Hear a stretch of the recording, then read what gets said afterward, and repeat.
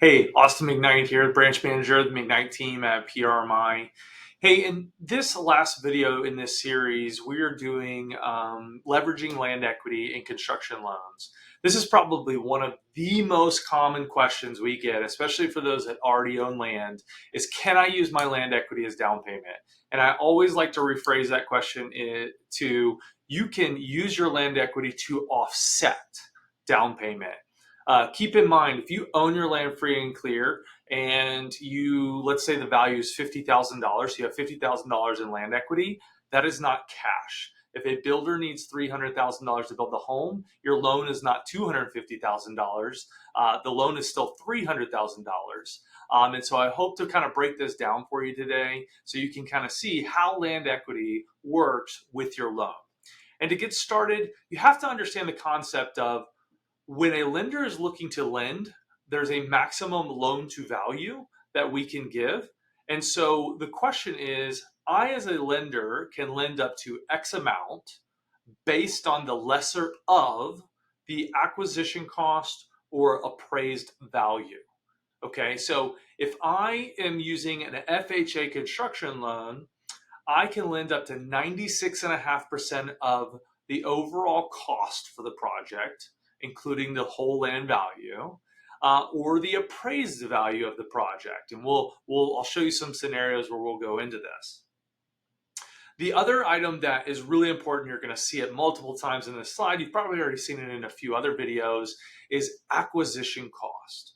When we're dealing with construction loans, when we put a whole value or a whole cost on a project, we are looking at acquisition cost. And what that means in simplest terms is if I were to, even though you already own your land, if I were to come buy this from you at a total cost, what is that cost? And so our acquisition cost is the construction contract amount plus the value of the land.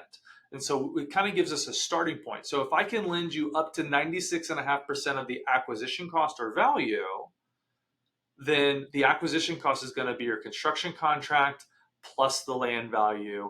That's what we're going to put together for acquisition cost. Again, you've seen this probably example. We did it in an earlier slide. So we start with your base home sales price. We're rolling in those closing costs, the construction financing costs, the construction interest, and the permanent loan closing cost to have the builder pay those. So in this scenario, my construction contract is $390,000. My lot contract, let's say I'm going to buy the lot, is $100,000. So my total acquisition cost is $490,000.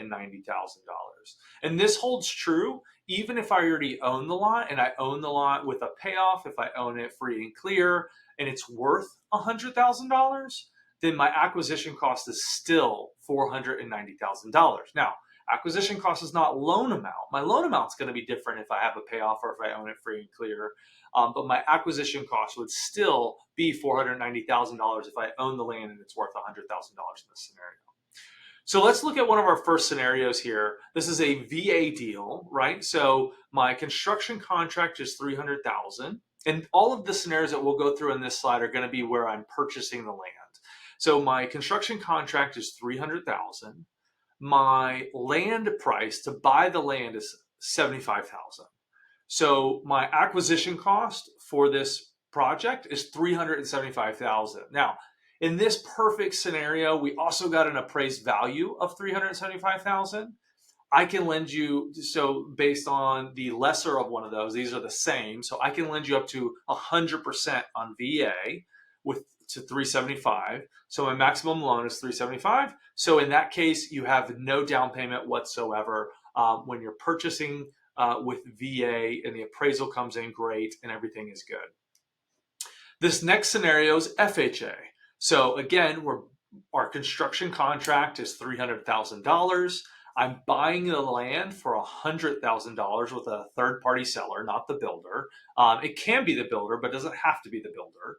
So my acquisition cost is $400,000. I got a great appraisal at $400,000 as well. Me as a lender can lend you up to 96.5% of that.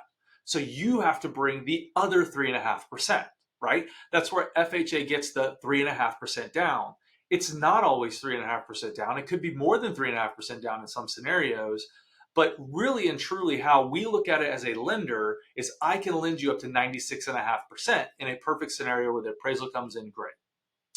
Let's look at a scenario that may not be as perfect. Okay. Again, $300,000 construction contract with my builder, $100,000 land contract for the land. My acquisition cost, adding those two up, is $400,000, but my appraisal came in low. My appraisal came in at 375 in this case, 375,000.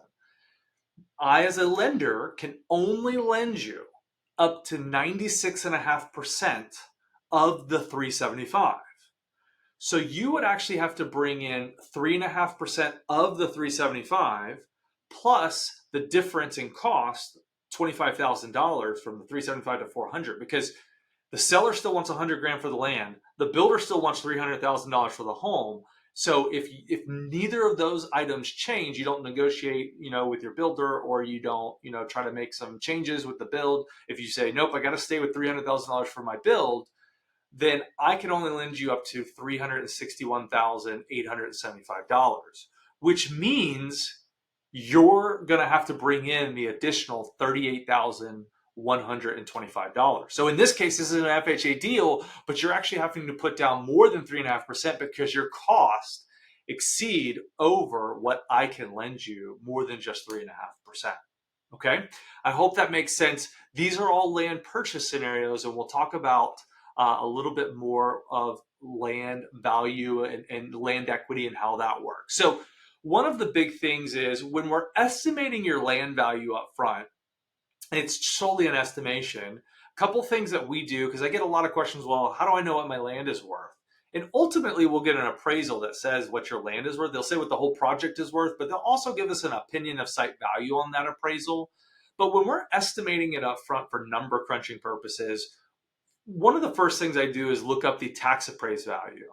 And sometimes tax appraisals, depending on different states, they can be annually they revalue it. Some are every 5 years they relook at it. So a lot of times this may get us near a ballpark, but it's not going to get us in the ballpark sometimes. It just kind of depends on the state, and it just depends on, how that state handles valuations, properties.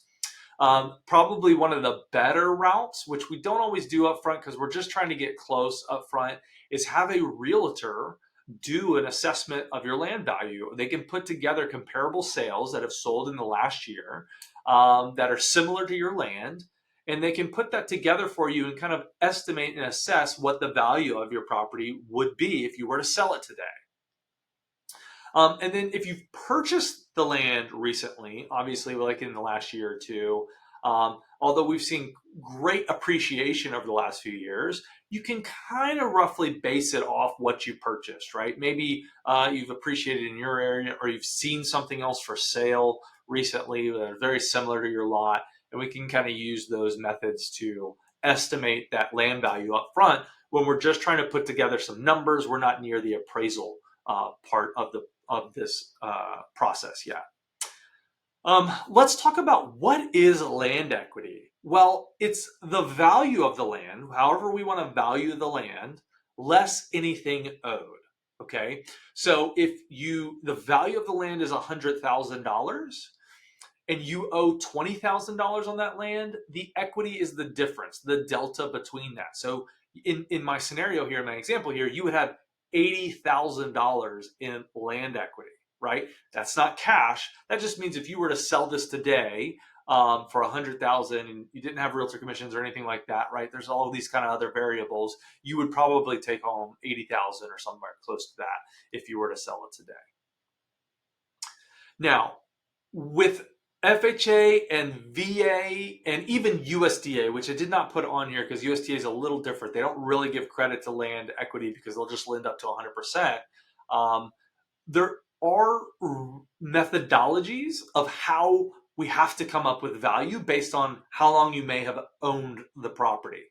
And so with FHA, when you have owned the property less than 6 months, we are going to use, again, that one of those lesser of comments the cost at the time of purchase or appraised value. Okay, so if you bought the land less than 6 months ago for $100,000, even if you got a steal of a deal, right? And you think, that property is actually worth closer to 130. I got a great deal on this property, buying it for 100,000. It's worth 130. If you own that property for less than 6 months, we're only going to be able to use, in that scenario, we're only going to be able to use the cost at the time of purchase. Now, if you owned it longer than 6 months, or that land is being gifted to you by somebody, we're just going to use the opinion of site value that we get on the appraisal ultimately. VA is very similar to FHA. The difference is VA says, have you owned this land for 12 months or less, or 12 months or longer? Okay, so if you've owned it less than 12 months, we're going to typically use cost at the time of purchase. Again, even if that land is worth $130,000, we're typically going to use cost at the time of purchase. If you've owned it longer than 12 months, we're going to use the estimate that the appraiser typically gives us on the appraisal for opinion of site value to come up with that value of land. Okay. Now, let's look at some other scenarios. So this first one is a VA deal. The land is owned free and clear. That's F&C, is free and clear. My construction contract is $300,000. The land value is $100,000. My acquisition cost, again, just adding those two together, is $400,000. Our appraised value came back great at $400,000. I can lend as a lender up to 100% of the lesser of cost or appraised value. My loan amount is $300,000 because I own the land free and clear. So even though my acquisition cost is $400,000, my loan amount is only $300,000. And so my actual loan to value, LTV, is only 75% in this scenario. And that is how your equity plays in here. Let's look at an FHA deal with a land payoff. Again, you're going to see a theme. Our construction contracts seem to be right at $300,000 each time. Now, the value on this land is $100,000 still, but I have a payoff on this land for $50,000. And so my acquisition cost, remember, is the contract plus the value, so $400,000. But my appraisal came in at $375,000. So as a lender, I can lend you up to the lower of cost or appraised value. In this case, the appraised value is lower than what my acquisition cost is. And so my maximum loan amount is $361,875, because that's 96.5% of 375, sorry. Now, in this case, though, I own the land and I have a $50,000 payoff. So my builder needs $300,000 to build the home. My payoff on the land is $50,000. I only need a loan amount of $350,000. I